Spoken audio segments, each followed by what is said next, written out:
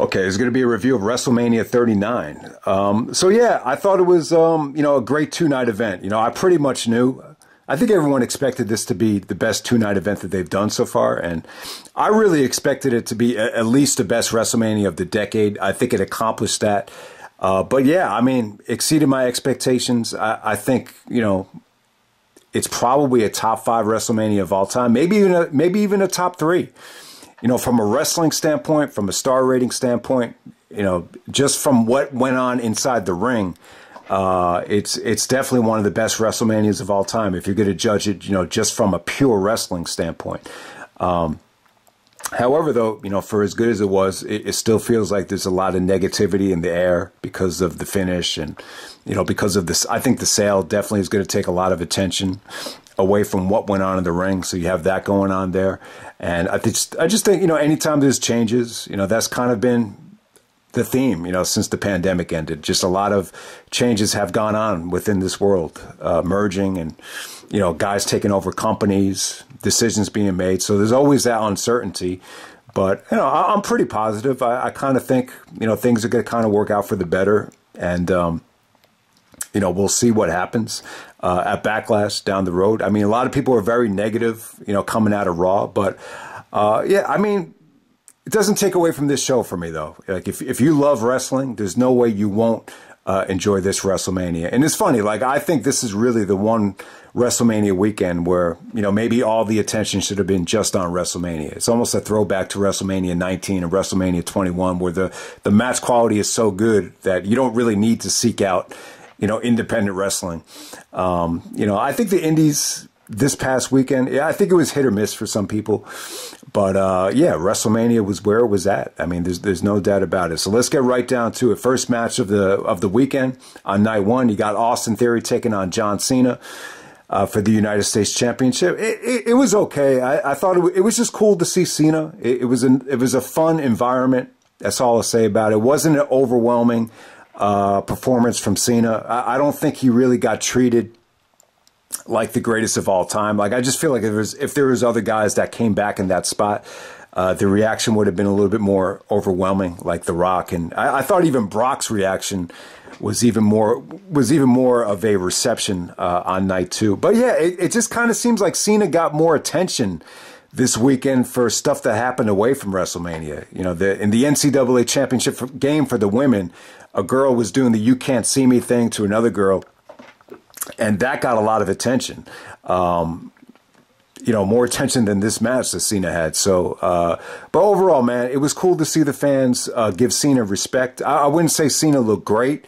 Theory, a lot of people are a little bit lukewarm on him. I just think he's a little bit unorthodox. Very similar to Cena's, ruthless aggression days. I think they're kind of in the same boat right now. Theory is just one of these guys that, he's got a good look. He's got a physique, but in terms of delivering in the ring, I just don't think this match did anything for him. I mean, it was cool. Like don't get me wrong. But watching this thing, I could just see people that really. I think we're getting at the point right now where a lot of people that are in their teens right now aren't that familiar with Cena. So I would just say this: like, if you are unimpressed by Cena. Check out every pay-per-view main event from 2005 to 2016, and trust me, you will get your fill of John Cena. But yeah, I don't know, like just the way Cena was reacting with the fans, it was almost like he was just thanking them. He makes Theory tap out with the STFU. The referee doesn't see it, but ultimately Theory ends up hitting his finisher. I don't know, man. I just couldn't buy into it. We've seen Cena kick out of a billion things. It was just really tough to buy into. But at the same time, I think it's something that Austin Theory could build upon. And we move on from there. I know a lot of people don't like Theory. I know a lot of people just don't think he was ever that good. I definitely think he has potential, but I can't say that I'm blown away by him from this performance. So we'll move on to another really, really good match right here. This was pretty awesome. You got the men's WrestleMania Showcase Fatal 4-Way Tag match. You got the Street Profits, Braun Strowman and Ricochet, the Alpha Academy. the Viking Raiders. God damn, they don't even get 10 minutes. We're talking about a tag team showcase here that made the most out of the amount of time that they got. They did not get that much time at all, but still, this was mind-blowing stuff. Everybody was able to, just do something really, really memorable, whether it be Chad Gable, hitting the Chaos Theory on Braun Strowman. That was pretty awesome. The whoever it was that hit the crossbody off of the multiple electric chair, that was that was sweet, man. That was a sweet spot. The Viking Raiders, this was more of a throwback to the NXT version of them. Trying to think what else here. The spot where Strowman was sprinting around the ring and then Angelo Dawkins just decked him out of nowhere. That was cool. And then obviously the highlight of the match is Ricochet hitting the shooting star press, the springboard shooting star press, which just looked sweet as hell. And then obviously I love the ending with the Street Profits and Montez hitting the frog splash. So Street Profits got a shot at Sami Zayn and Kevin Owens, which it didn't really have that much buzz the next night. But this was just a great showcase for the tag teams right here. A lot of times these matches end up look at WrestleMania 20. Those two Fatal 4-Way showcase matches for the titles were very forgettable. This was the opposite. This just had guys just putting it all on the line and just making the most out of the amount of time that they got. All right, next up we got Seth Rollins taking on Logan Paul. Yeah, Seth's entrance was incredible here. So was Logan as well, coming out on the zip line. Yeah, so I'm glad that they went back to Seth and Logan. I thought, they had some really, really memorable stuff going on at the Rumble. It's just a really, from an athletic standpoint, it definitely stole the show from the weekend. To me, this is my favorite Logan Paul match so far. I mean, it doesn't really surprise me. You know what Logan can do so far. Some of the more underrated, some of the stuff that's going to go under the radar here is just Rollins selling. He was selling really, really good punches to the gut. I guess Logan might have broke his hand, so he actually had, so a lot of times when you get knuckle surgery, they put a metal plate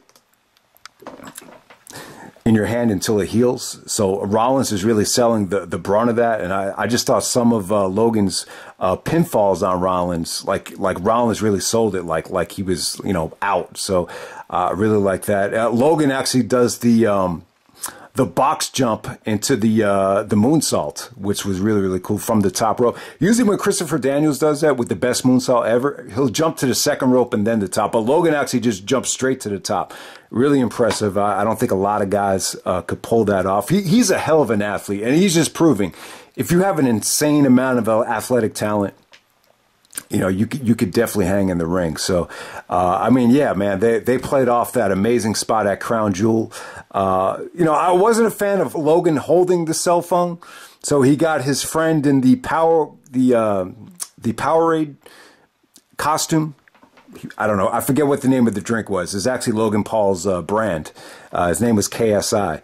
So he was holding the cell phone, and then Logan actually, he spits out the drink like Triple H before he does the splash. And then Rollins was able to put the dude dressed up in the costume on the table, and Logan actually frog splashes him through the table. So it was cool. I really like that. I don't think they were able to get it on camera when Logan actually did the splash. But yeah, it was cool because Rollins got him right into the ring right away for the pedigree. That was an awesome spot.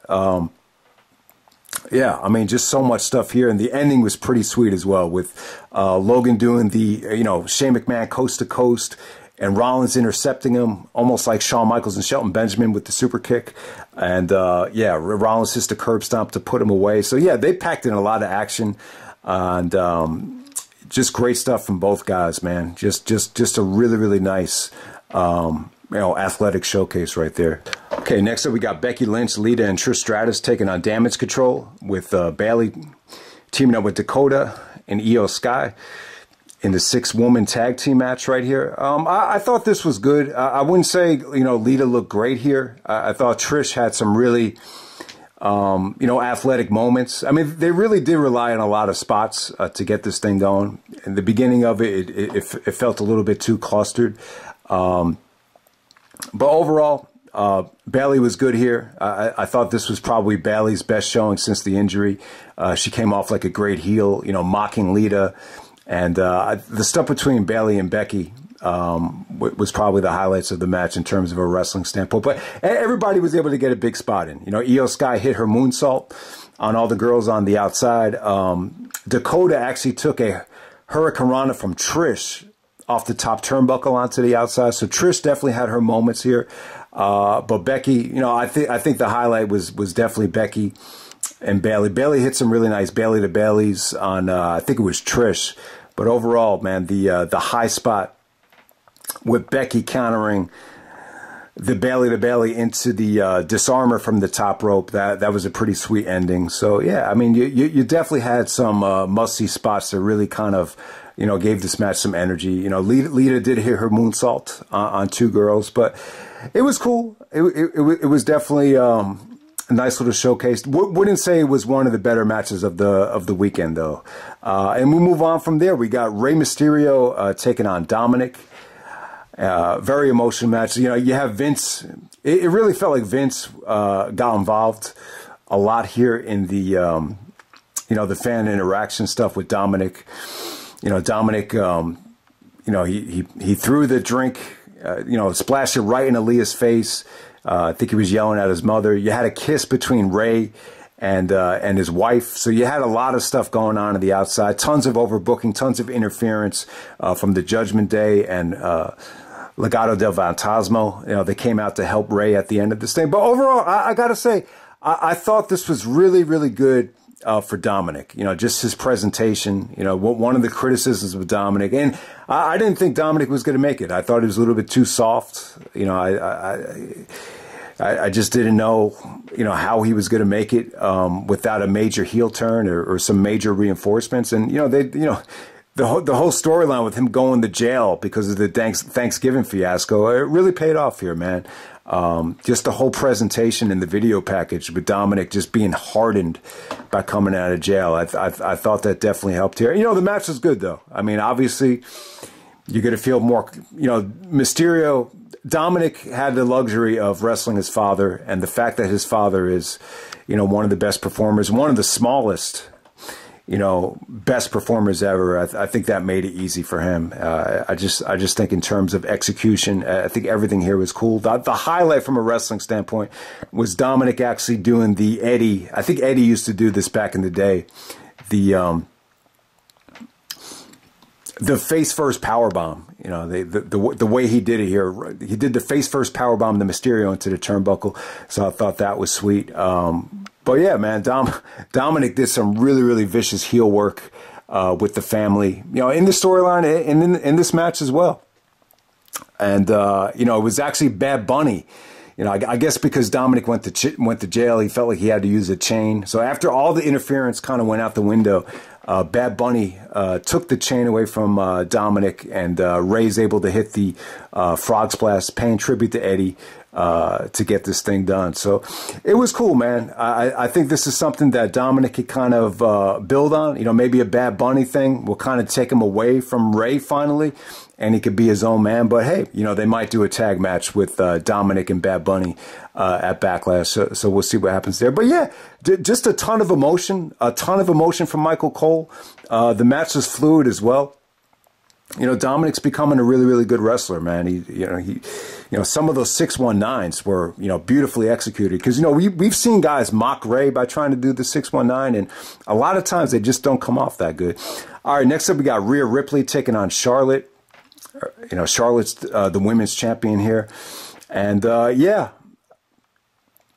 this was definitely a safe match to go to. I mean, you know, they gave us a technical match at WrestleMania 36 where it was pretty much just all submissions in front of no fans. Very slow, but you know, from an execution standpoint, you could just be amazed at the wrestling there. And then at Money in the Bank, they gave us a shorter match, which featured a little bit more action, a lot more of a strong style with more suplexes. But here they kind of combined both. You know, they got a lot of time, and they really delivered.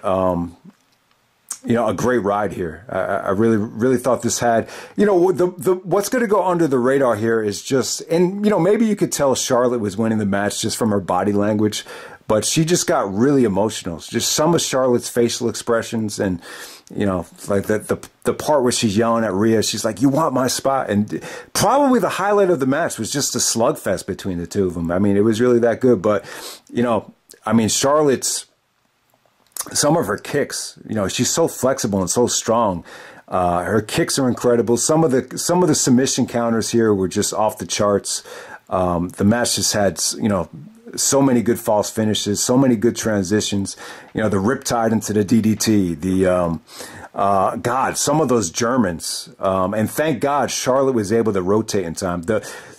Charlotte hit a couple of Germans, and then Rhea did a standing switch, and man, that German, she barely rotated in time, so she didn't break her neck. I mean, that was crazy. And then obviously Rhea fights off the figure eight and is able to do the riptide from the top rope. So awesome ending. The fans were definitely behind Rhea. There's definitely a burnout of Charlotte in this spot. And I think Charlotte even knew it as well. And you could just see the emotion come out towards the end of this thing. But, awesome match. I love their Money in the Bank match, and this might have even been better. This just felt more complete. This is Rhea going from losing the NXT title to Charlotte in 2020. 3 years later, she's the SmackDown Women's Champion, and you're definitely going to get a unification match somewhere down the line. So, yeah, I mean, this was definitely, possibly the best women's match in WWE history on the main roster. And it was even better than Bianca's, classics against Sasha and obviously against Becky last year. So that's how good this was. Arguably the match of the night on night one. So big up to both of those girls. And I'm just going to get right to the main event. I'll talk about the Miz stuff at the end.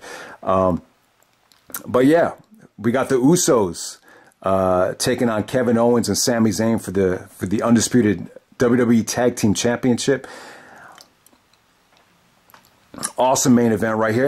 And when you look back at the history of just straight up tag team matches in WrestleMania, I don't really know if there's anything that could really compete with this.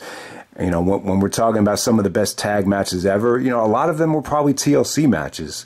You probably won't really find that many, like Heart Foundation versus the Rockers or Legion of Doom versus, you look at any of the classic tag teams. I'm not sure if there really was anything that special, just a straight up, 2-on-2 tag match. But this is great stuff. The video package here was awesome. It captured all the highlights from, Sami Zayn and the Bloodline to the friendship with Kevin Owens. And, the Jey Uso stuff was great as well. And by the way, man, Jey Uso definitely would love to see a singles push. I thought he was tremendous in this whole build-up and in this match as well. I don't know if these comparisons are really going to hit, but I would definitely compare him to like a New Jack or a Homicide, or even in basketball, like I would compare him to like an Iverson or a Starks. He just reminds you of one of those guys that just has so much, reckless abandon, and just so much. He's almost like a pit bull when you think about it. So Jey Uso definitely has a ton of potential. You definitely saw it here with the Usos being a little bit more vicious, just really dominating the match. Cole, I thought Cole had a great weekend. I understand that maybe Vince was in his ear, for a lot of the weekend. That seems to be one of the gripes. But to me, I thought Cole really sold home the fact that the Usos were dominating, and, maybe, Kevin and Sami should throw in the towel. I mean, they did the WrestleMania 20 table spot where you had Kevin Owens take the double choke slam to kind of put him out. Maybe he wasn't going to come back in and play a part in the rest of the match, but he did. But yeah, Usos were dominant. At the same time, I just thought you got some vicious, spots here from Sami. Sami doing the brain buster on the edge of the ring apron, the exploder to Jey when Jey was mocking him for leaving the Bloodline. I thought that was cool. Owens actually fights off the 1D to hit the fisherman suplex off the top rope. That was a tremendous high spot. So yeah, man, it was definitely great stuff. Great ending with, Owens hitting the stunner, and then Sammy's facial expression before the Yakuzas, was great. It was awesome. It was a great moment. Kevin Owens, back-to-back WrestleMania main events. And, you know, even though Owens has won the Universal Championship, and even though he main evented against Austin last year, I think this is Kevin Owens' best moment of his career, and Sami as well. You know, to me, like Sami looked even better here than he did against Roman at Elimination Chamber. I thought his offense even looked a little bit more sweeter, you know, because he's finally being allowed to wrestle, you know, longer matches in the main event scene. So I thought Sami looked even better here. And I loved Owens just getting emotional. Like, I got emotional too. I mean, Owens has come a long way, man. I remember we made eye contact at a Dunkin' Donuts before that Ring of Honor show in Edison, New Jersey. And I don't know, like, he just didn't look happy then. I think he was going through some weight issues and some knee problems. And, you know, he wasn't really happy when he won the Ring of Honor title because not a lot of people were able to see it because of the glitch from the website. So he's just come a long way, man. I mean, he loves the business almost more than anybody. He's a big wrestling fan, and yeah, just to see Owens persevere, and you know, just the tears coming out. You know, a lot of people, you know, don't get to stay, you know, best friends with your best friend growing up, and I'll be honest with you, like I don't keep in touch with, you know, some of the friends I grew up with. I mentioned my friend Lorenzo countless occasions. I do not keep in touch with him. I don't keep in touch with some of my other friends. It's just nothing. There's no communication at all. That's the reality. That's just reality. But, you know, look at this. Wouldn't you rather main event WrestleMania and share it with your best friend? It's like, it's almost too good to be true. And yeah, man, it was just such an amazing moment. You know, the match was great in Ring of Honor when they beat Seth Rollins and Jimmy Jacobs in the Age of the Fall to win the tag team titles. This match was just as good. That match is amazing, but this was probably just as good, if not better. Maybe one of the best WrestleMania main events, and definitely probably the best pure, you know, straight up tag match in the history of WrestleMania. There's not like one regular, you know, tag match that really comes to mind that wasn't like a TLC match or whatever. So awesome main event right here. And by the way, you know, I know a lot of people don't know about it, but you know, Kevin Owens and CM Punk did not get along for the two shows that Kevin and CM Punk were in Ring of Honor. And, you know, I just want to bring it to everyone's attention. And I actually count this as a WrestleMania main event. So to me, it's Kevin Owens 2, CM Punk 0 in terms of WrestleMania main events. And I know WrestleMania main events don't mean everything, but since Punk made such a big deal about it, I just want to bring it to everyone's attention that this is Kevin Owens' second WrestleMania main event. But hey, when you have 2 nights of WrestleMania, it opens the door up for AJ Styles and Kevin and, you know, guys like Sami Zayn and the Usos to main event WrestleMania. So it's cool, man. A great moment for the Usos as well.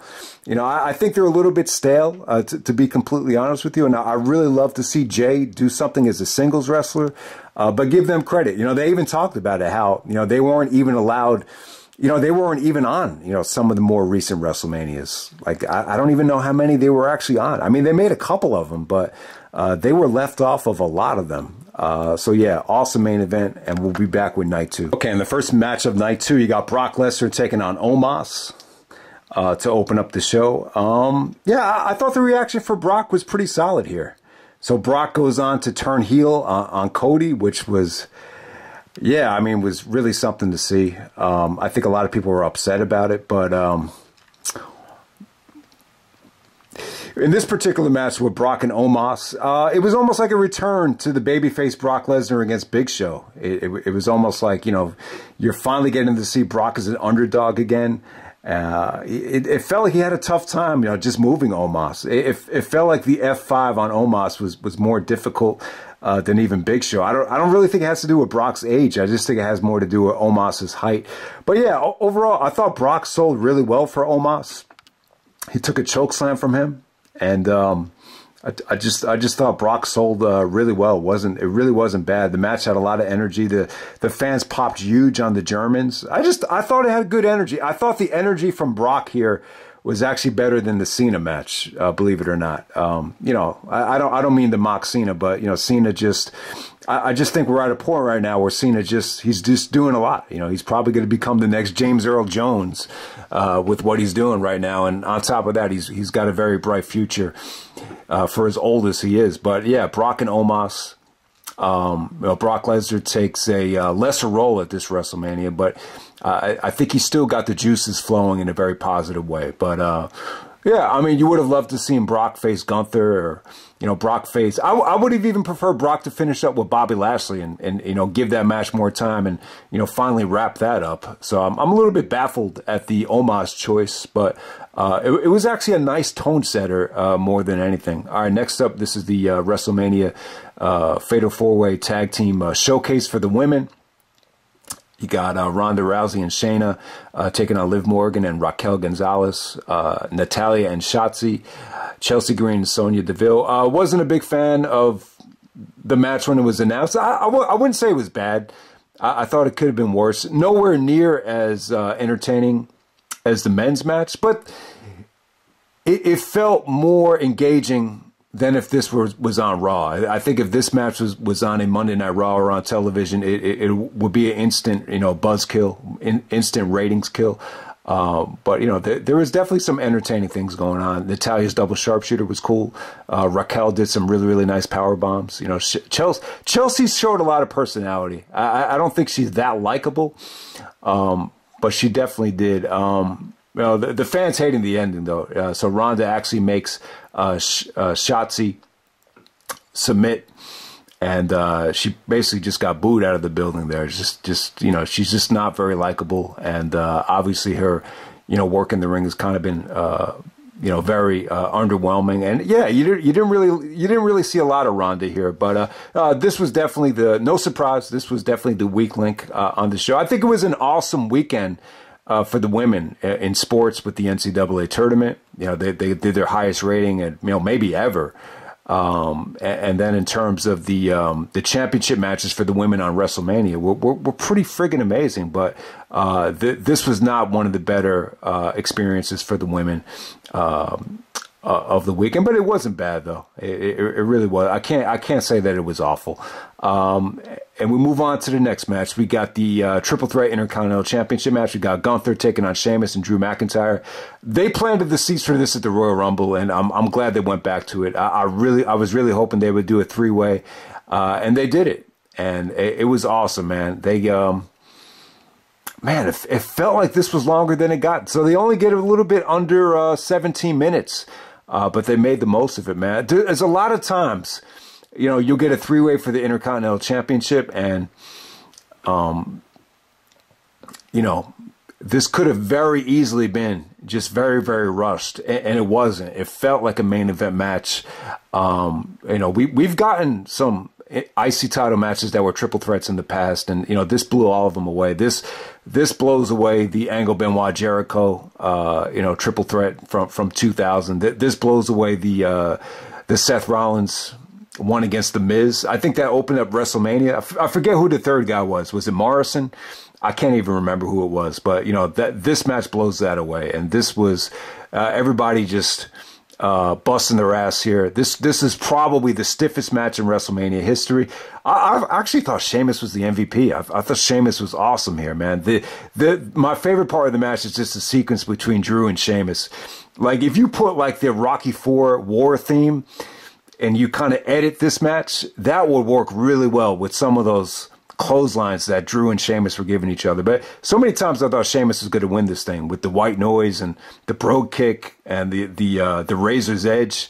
And, Gunther is just so slimmed down, man. And it's actually working, man. It's actually helping his matches, especially after the Rumble. Like it looks like he's even in better shape now. His chops are just as hard, but at the same time, he could jump off the top rope. He actually had some really, really nice breakups here. Some devastating chops from Gunther. Drew was able to hit the Claymore for a nice near fall. There was so many, near falls here, and ended up being one of the best triple threat matches of all time. Just, one of the best parts of the match is just the reaction on the fans' faces. Whenever there is a, breakup or a kick out. I mean, it was just something to see, man. And trying to think of where the ending. So Gunther actually does a double power bomb. He does a double power bomb. Sheamus actually gets power bombed on Drew, And it's funny, man. Like when you look at Gunther, like he looks skinnier than Sheamus and Drew now.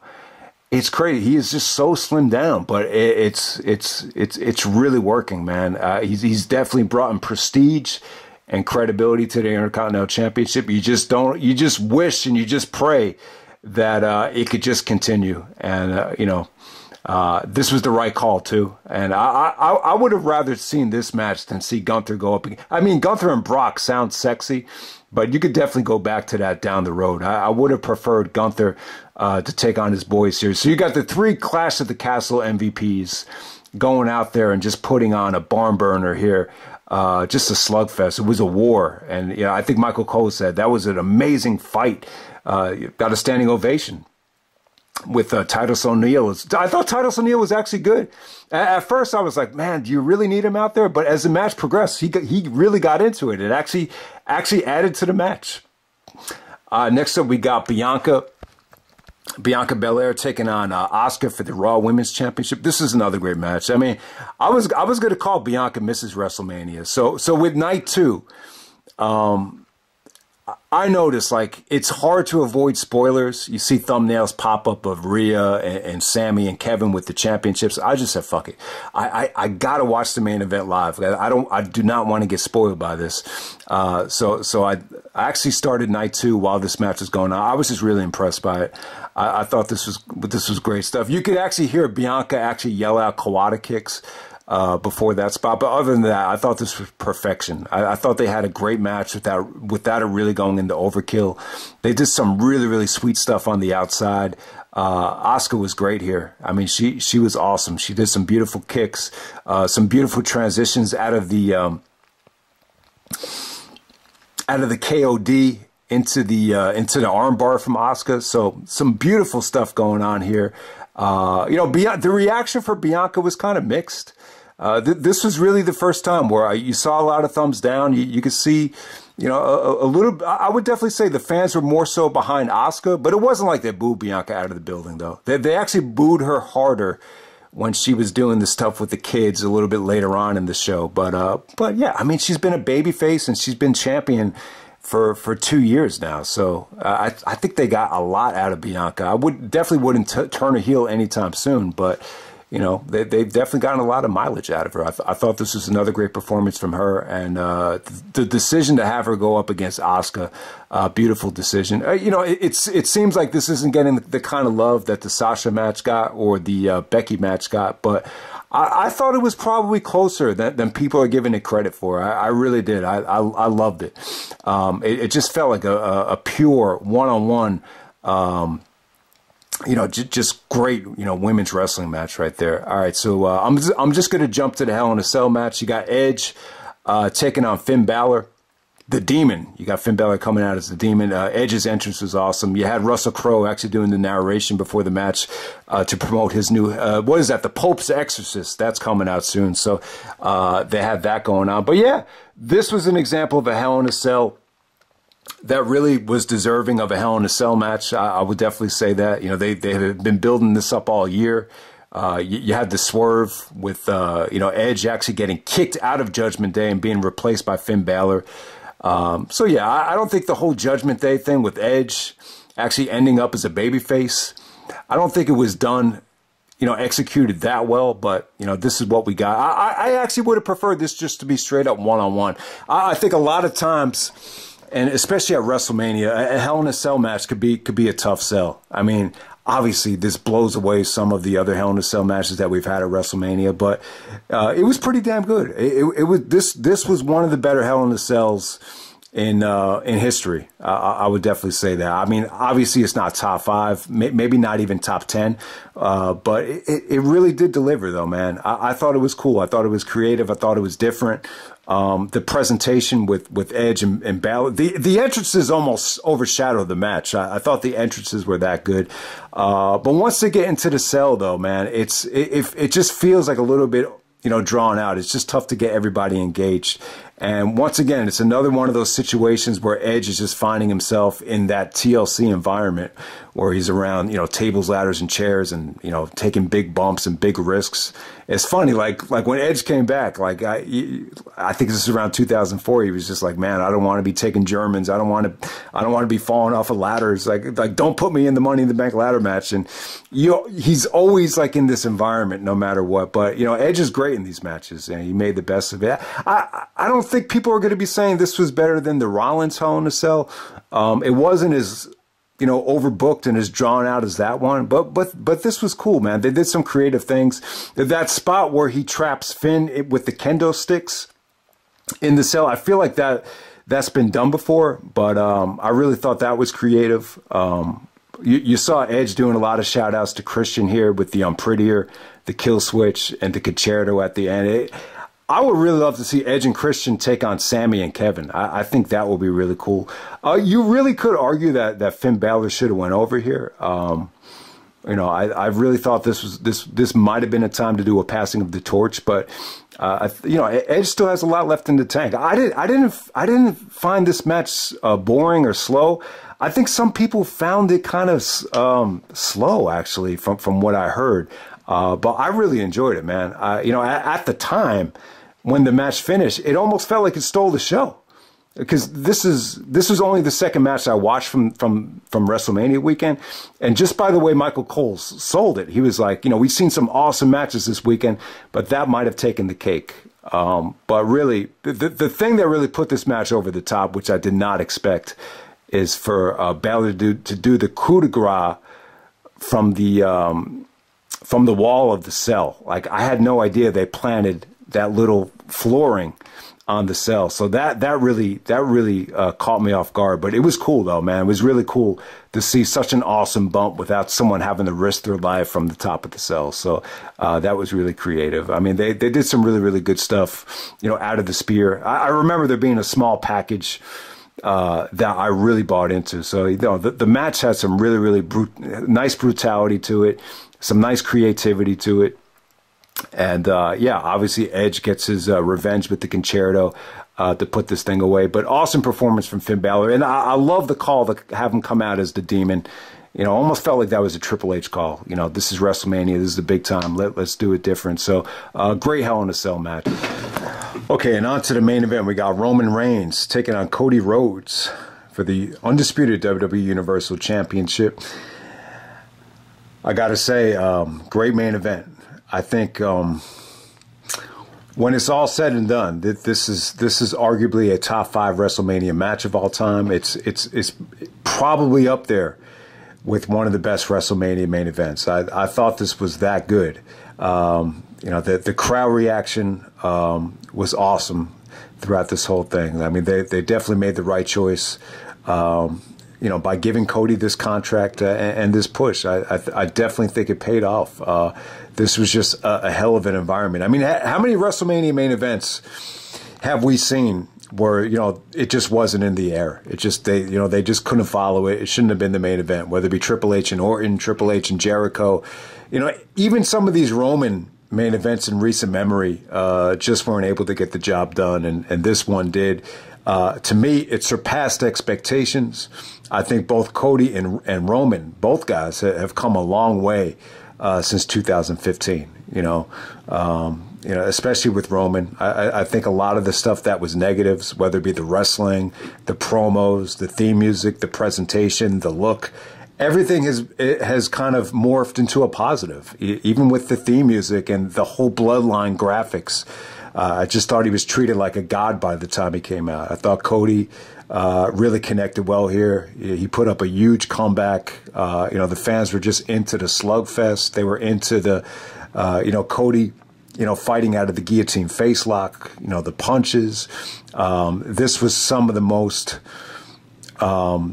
amazing, near falls and kickouts I think I've ever seen. It was just so unpredictable. This is what I think everybody wanted. A match that was unpredictable, that just took you on a ride, that just had people jumping out of their seat. It definitely had that, but at the same time, it left people deflated. So you're always going to look at that Solo Sikoa, officially getting kicked out of the match and finding his way back into the match. Just like he arrived at Clash at the Castle. He showed up in a hoodie and he helped Roman retain over Drew McIntyre. Same thing here. A very repetitive ending with Solo. coming out. Paul Heyman distracts the ref, and Solo is able to get the upper hand on Cody, and then Roman finally hits him with a spear to get the victory. So that's pretty much how it ended, and it's leaving a lot of people deflated. But hey, man, I'm not going to let that ruin the match. I think one of the reasons why Austin and Rock at WrestleMania 17 didn't get a lot of love at first, I think a lot of people overthought it. A lot of people were definitely critical of Austin turning heel and Vince's interference. But I think over the years, that's definitely gotten better with age. You remember, nobody said Austin versus Rock was the match of the year for 2001. Now, like, everybody's saying it was the match of the year looking back at 2001. And I could see this kind of falling in the same category here. I just thought the work that they did was so good. I mean, this really had me, more so than any match I could ever remember, just not really being sure who was going to come out on top. I thought for sure, you know, Cody was going to take this thing, you know, going into it. But obviously,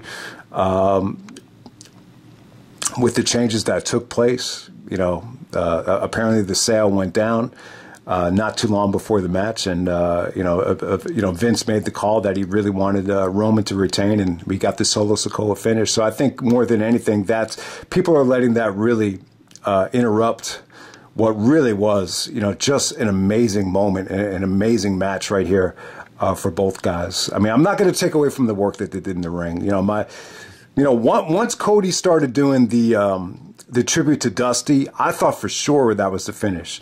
And once Cody, you know, was able to get out of that guillotine facelock, where you could legitimately see, you know, him start to lose consciousness. He was just buried in that guillotine, and he was able to fight out of it. And then I think they followed that up with the double clothesline. Both guys ended up being knocked out. And I'll tell you, man, the Usos, Kevin Owens and Sami Zayn, I thought that was the finish as well. There was just so many times where you thought that was the finish. But, you know, they did some amazing work here. I mean, how many times did Roman hit the spear and then Cody kick out? You know, Cody kicked out. Cody was able to do the crossroads. Roman kicked out of it. So on the final crossroads, Cody's decision to do 3 of them instead of just one, and it probably ended up costing him the match. Like, if you're going to look at it from the actual match, and that's, you know, that gave Heyman the amount of time to just get up on the apron, and then Solo was able to, you know, get that uppercut on Cody, which obviously people hated that finish, but I thought it took him on a great ride, man. It really did. And that table bump that Roman took, I'll tell you, it got a better reaction here than it did at WrestleMania 18. I'm not sure why. Like people reacted to Roman getting backdropped through the table like they'd never seen it before. I guess people just aren't used to the tables breaking to that degree. But that was a great backdrop. I mean, they did so much really, really good stuff here. You know, Cody's springboard cutter into the Superman punch was I want to shout that out too. That was another really, really awesome spot. But they had the crowd rocking, man. I thought this is a great main event. You know, Cody just looks like such a star now compared to when he was in WWE the first time. I think the pandemic had a lot to do with it. I think him maturing, you know, putting on that muscle. I remember it was actually Jericho was on commentary, and Cody came out with the TNT title. And I think it was Jericho. He just said, "No, that's a star. That's a star right there." And, you know, you use that momentum to get to the main event of WrestleMania. So, no, I do not feel bad for Cody, though. To me, this is the equivalent of winning a championship, you know, in sports entertainment. I really feel like this is the pinnacle right here, to be able to go out in the main event of WrestleMania and deliver, you know, arguably one of the best matches and main events in the history of the company. I don't feel bad for him at all. He got a huge contract. His wife is out there with the baby at ringside. This is a beautiful moment for Cody, no matter how you slice it. So I wanted to make that point. In terms of Roman winning, I think it has some positives and some negatives. I was hoping Cody would win because it'd be something different. You know, I would love to see, you know, a changing of the guard. I think one guy hogging the spotlight and hogging the title for this long, it's a little bit abnormal, and I'm just a little bit baffled as to, you know, why there aren't other guys on the roster that have stepped up and really kind of, you know, complained like a punk and really, you know, wanted that spot. It just seems like everyone's been just complacent with Roman having this spot, which, you know, feels like forever. I would like to see the title defended more. I thought Cody winning would have provided fresh opponents, fresh matchups. The title would be defended more frequently. So I'm a little bit down about that. But at the same time, he's been champion since the pandemic, the summer of 2020. That was well before the vaccines came out, so it's been a long time.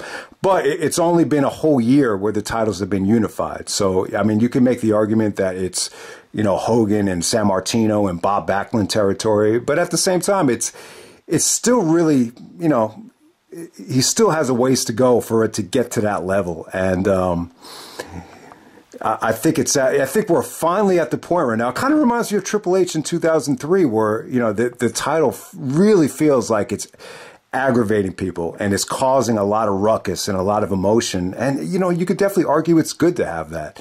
Roman's finally in a rhythm right now. So not pulling the trigger and going with Cody. I'm really torn about it. I really am. I have more of a problem with the finish than Roman actually retaining. It's more about just the stench that comes from Vince and the selling the company and the repetitiveness of the Solo Sikoa finish. I just think when you have a WrestleMania at SoFi, sold out, I mean, this environment, you just don't get it every single day. I think this is just the chance just to let those two guys just deliver an amazing finish without any shenanigans. And I think people would have went home a little bit more happy, but and people just felt a little bit cheapened by the finish more than just Roman retaining. So I think it's more to do with just the ugliness of it. Than anything else. I still think Roman could definitely do a lot. If you can cause people to have this type of emotion and this type of,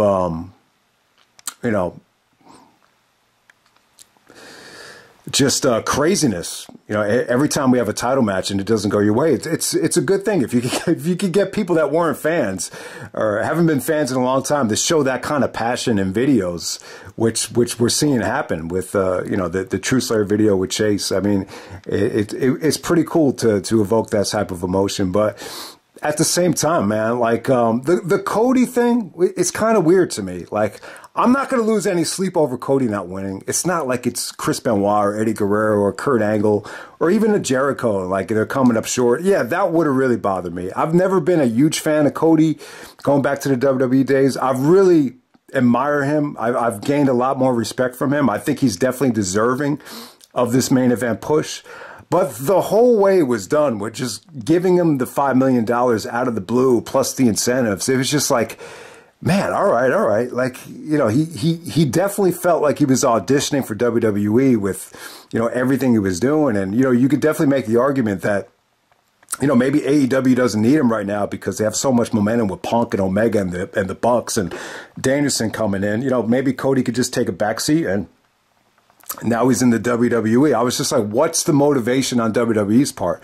Why would they want to reward the guy that helped start the competition and just reward him with the championship right before they're going to make a big sale like this? So I don't know. I just, it felt like it was more of a Triple H, endorsing this decision more than anything else. But I don't know, man. It really goes back to Dusty Rhodes. It's like, when has Vince really ever gotten behind this family?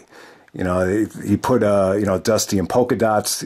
And if you haven't seen SummerSlam 1990, I mean, I love the storyline. There's some good things about it, but they made Dusty look like an idiot at SummerSlam 90. And you could definitely argue that, Goldust, he had a strong 1996, but they weren't really able to, give him the push that he deserved, going into the next year. And, the fact that he never really got a legit title shot when he was that over as a heel, was definitely a miscarriage of justice, no doubt about it. So, yeah, man. I mean, if Cody was to win here, man, it would have been huge. It would have been by far and away the most historic thing that's ever happened to his family.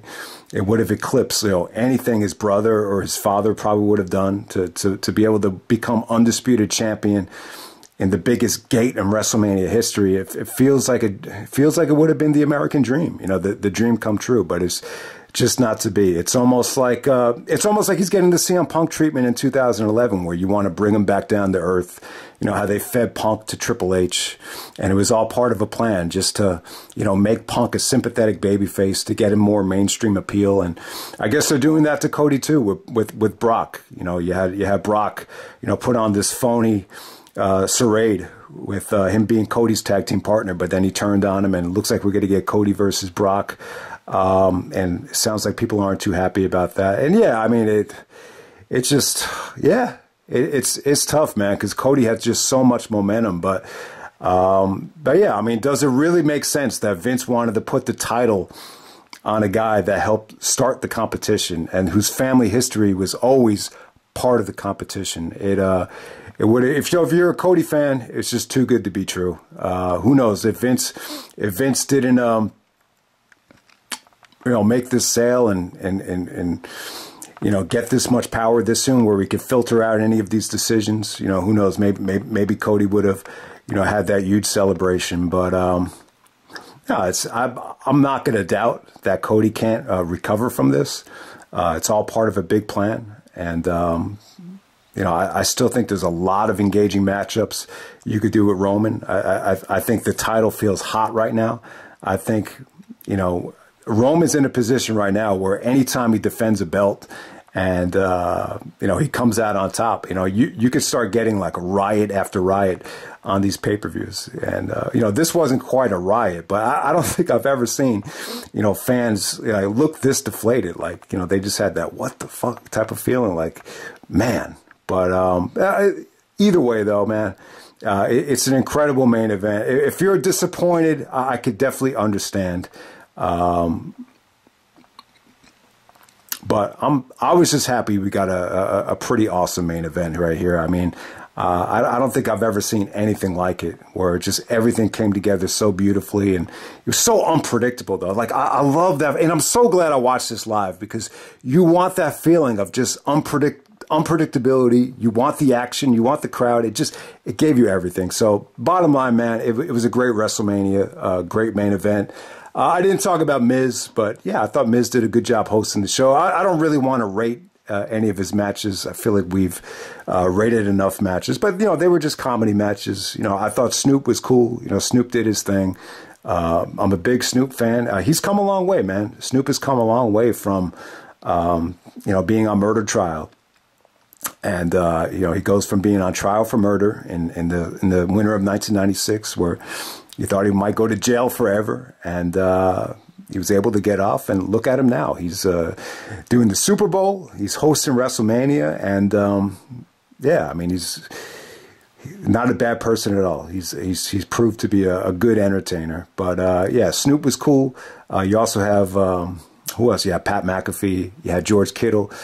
George Kittle got involved from the 49ers. So, yeah, I mean, some of the non-wrestling stuff was pretty cool. But, yeah, Shane McMahon ended up getting hurt. That kind of sucked. When Shane came out, you know, you saw Snoop dancing to the Naughty by Nature theme from Shane with Here Comes the Money. You almost forget that that's Naughty by Nature that raps over that song, because Here Come the Money, that, you know, that's just a regular female. But, yeah, I felt bad for Shane. But sometimes when you're not used to being out in front of that type of crowd, like, I don't know what it is. Like, sometimes the muscles and the joints just shut down because of nerves. So I don't know what happened there. But, yeah, that's all the amount of time I want to spend on that. But, yeah, the WrestleMania was great, though. The Raw afterward, you got Brock turning heel on Cody. So we'll see what happens there. But I think the company will be okay. I really think it will be okay. You know, Vince got a huge deal. You know, he was trying to sell the company for $9 billion. He was able to sell it for $9.3 billion, and they're merging with the UFC, and it looks like he's going to be the executive chairman. You're going to see a name change pretty soon with WWE and UFC. So there's a lot of question marks. It looks like Triple H is going back to being head of talent relations. They did ask Vince, are you going to be, you know, in creative control? Are you going to be hands-on with creative? He said it in a very minimal way, but when something happens on a big stage, like a WrestleMania, he has the ability to get involved. So yeah, that's kind of the way it's always been, with, you know, someone actually, you know, writing the shows like a Russo, and then Vince filtering it out if he wants to filter it out. I guess Vince wasn't, you know, able to filter anything Triple H did until this WrestleMania, and we just got an awesome WrestleMania because of it. But, you know, who knows? I'm not a big fan of change. I'm really not. You know, I'm the kind of person that likes to know who I'm working with. I like to know who I'm playing with, and I like to do the same shit every day.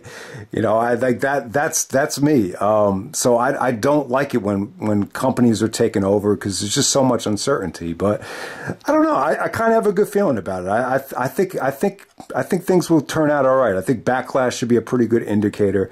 But it looks like you know, Triple H is still going to keep doing his thing, but Vince is just going to have, you know, more of a say. You know, if something really needs his approval, he's going to jump in. And then the other guy from Endeavor, he said that if they disagree on something, then they're just not going to do it. But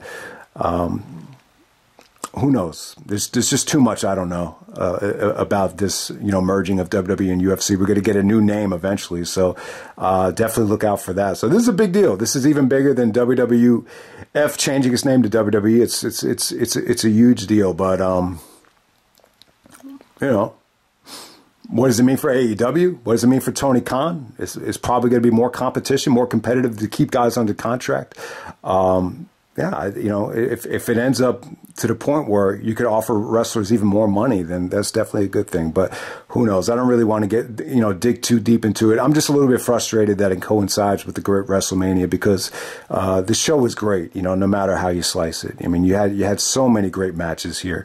But my match of the weekend would be Roman and Cody. I thought the main event was great, and I seriously doubt you could find too many WrestleMania matches or main events that could evoke that type of action and emotion out of the crowd, and I thought they accomplished that. So I'll end it right there. That's WrestleMania 39.